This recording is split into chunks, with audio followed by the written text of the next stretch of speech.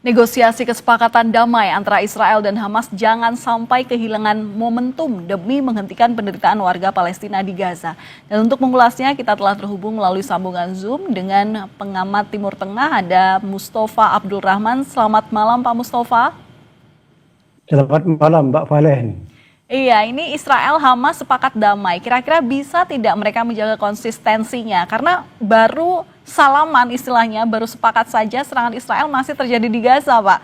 Apakah kemudian kesepakatan damai ini juga menguntungkan bagi warga Gaza? Karena beberapa warga ada juga yang senang, tapi juga mereka sedikit skeptis begitu nampaknya.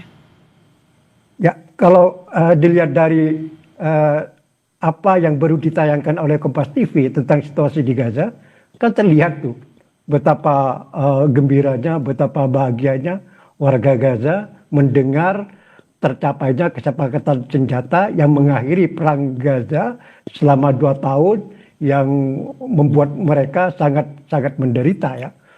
Itu jelas kan. Kemudian apakah bagaimana masa depan gencatan senjata ini kan, gencatan senjata ini kan baru diumumkan hari Kamis pagi hari ini ya. Tapi pelaksanaannya kan dimulai pukul 12 waktu setempat. Antara Jakarta sama Gaza itu selisihnya 4 jam ya saat ini ya.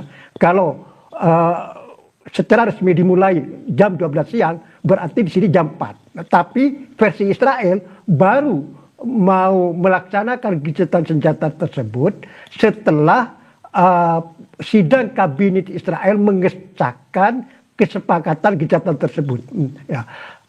Gencatan senjata tersebut. Nah, sidang kabinet Israel baru digelar pukul 5 waktu setempat. Nah, kalau selisih 4 jam dengan Jakarta sini, itu kan jam 5 tambah 4, jam 9 malam waktu sini. Baru saja. Maka yang perlu kita lihat, apakah gencatan senjata ini dipatuhi oleh Israel adalah malam ini sampai besok pagi. Kita lihat besok pagi, apakah malam ini masih ada serangan Israel terhadap target-target di Jalur Gaza. Kalau memang malam ini tidak sepi dari serangan Israel, maka berarti gencatan senjata ini dipatuhi oleh Israel. Oke, konsistensi dan komitmen Israel bisa dilihat daripada gencatan senjata yang nantinya dilakukan pada malam hari begitu ya. Tapi Betul. kalau melihat daripada perjanjian kesepakatan damai itu sebenarnya fase pertama baru akan berlangsung pada hari Senin dengan ditandai pertukaran sandera.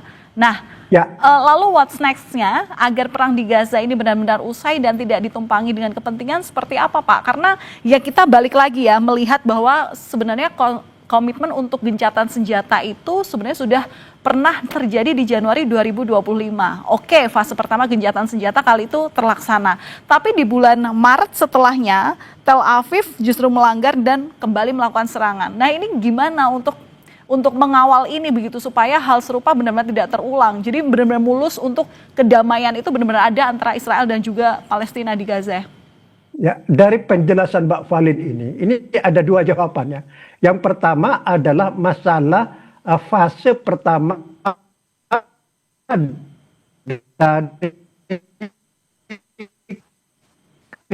disampaikan oleh Presiden Amerika Serikat Donald Trump. Nah, kepentingan semua pihak, khususnya Israel dan Palestina, adalah bagaimana fase pertama pelaksanaan dari butir-butir proposal damai Trump tersebut adalah berjalan dengan sukses. Ini kepentingan bersama, khususnya Israel dan Palestina. Dan tentu adalah masyarakat regional, yaitu negara-negara Arab dan masyarakat internasional. Dan pelaksanaan dari tahap pertama ini akan berlangsung selama 5 hari. Seperti disampaikan oleh stasiun televisi Kompas TV, ada 4 butir. 4 butir ini yang akan dilaksanakan selama 5 hari ke depan sampai hari Senin. Tapi mulainya pelaksanaan gencatan senjata tersebut mulai malam ini waktu Indonesia bagian barat atau jam 5 sore waktu Israel ya. Dan makanya saya sampaikan harus dilihat malam ini. Kalau memang malam ini adalah sepi dari gencaran gempuran Israel, maka berarti Israel komitmen dan menghormati gencatan senjata tersebut. Ini yang pertama. Yang kedua, masalah tadi kan disinggung bahwa sebelumnya sudah pernah tercapai gencatan senjata pada bulan Januari, tapi pada bulan Maret Israel melanggar kesepakatan gencatan senjata tersebut. Apakah kesepakatan gencatan saat ini akan dihormati oleh Israel atau sebaliknya seperti nasibnya gencatan senjata yang lalu? Kan begitu, Pak. Nah, ini situasinya sudah berubah, Pak.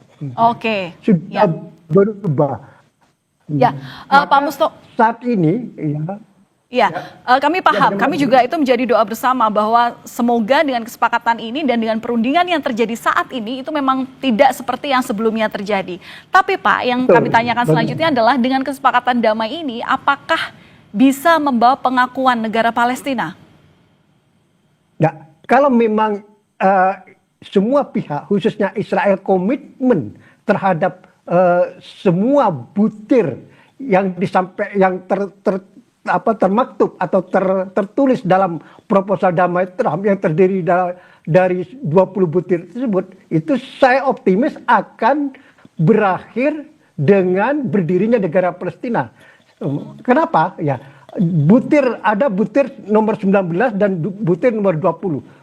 Butir nomor 19 itu berbunyi, apakah seiring dengan kemajuan pembangunan jalur Gaza dan seiring dengan kemajuan proses reformasi pemerintah otonomi Palestina, maka akan terbuka situasi yang kondusif menuju berdirinya negara Palestina. Ini butir nomor 19, ini jelas. Sudah menyebutkan secara tegas apa yang namanya negara Palestina. Ini luar biasa itu ya.